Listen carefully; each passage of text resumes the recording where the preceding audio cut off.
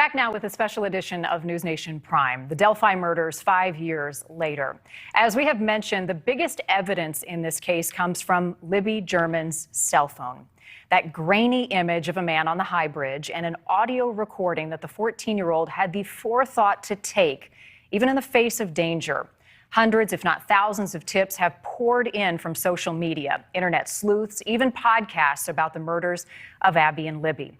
Correspondent Marky Martin joining us live now to talk about this piece of the puzzle. And Marky, it's not just this case. We have had several cases this year gain traction online. So how does this impact the investigation, and what does law enforcement think about it? Hey, good evening, Marnie. It really depends on who you ask. You know, we've had some agencies who say they are completely on board with help from social media. And then you have other agencies who think it actually dilutes the investigative work at hand.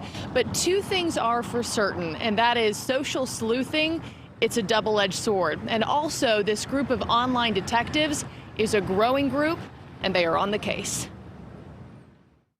Social media allows law enforcement to be proactive, to get things in front of the masses. Arlington, Texas is home to one of the most infamous unsolved murder cases in the country, that of 9-year-old Amber Hagerman, whose 1996 abduction and brutal murder eventually inspired the life-saving Amber Alert.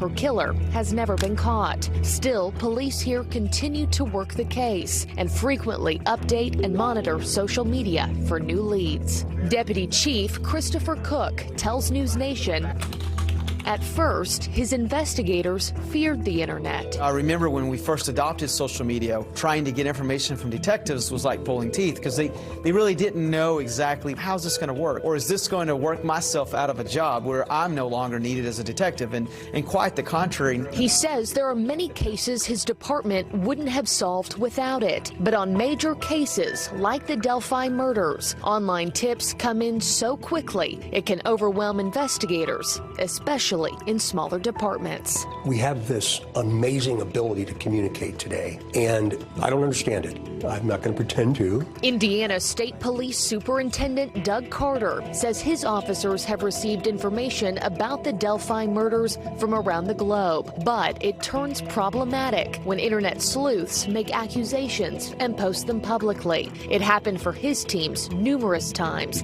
after sketches of a potential suspect were released. I think when people start doing their own investigation and start comparing what they think, that creates problems.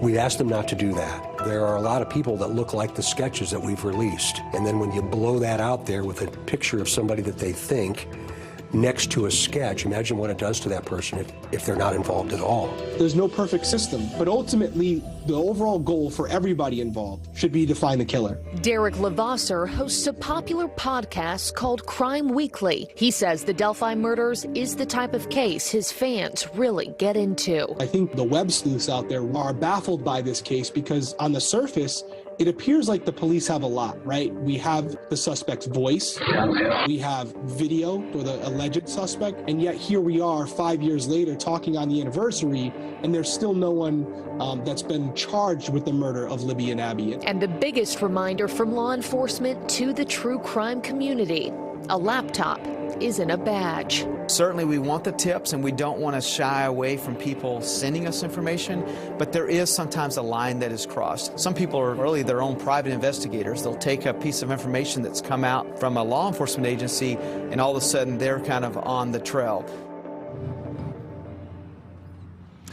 Yeah, so Marnie, unfortunately, this entire social media conversation doesn't really come with a conclusive answer. You get the good with the bad. Of course, the bad is that misinformation can spread like wildfire. Completely innocent people can become suspects overnight in the court of public opinion. But as you mentioned off the top, just in the past year, we've had some really big cases that have been solved largely in part due to social media. Gabby Petito comes to mind first. The two children who were kidnapped, Amber and Noah Claire, they were eventually identified in California because of social media. And then, of course, with these Delphi murders, investigators and the family really have a better sense of the timeline of those girls because of social and what they shared on Snapchat. Yeah, Marnie. it could be the critical information they need. Marky, in your talks with law enforcement, did they provide any guidance to the folks who do want to help, albeit from a keyboard?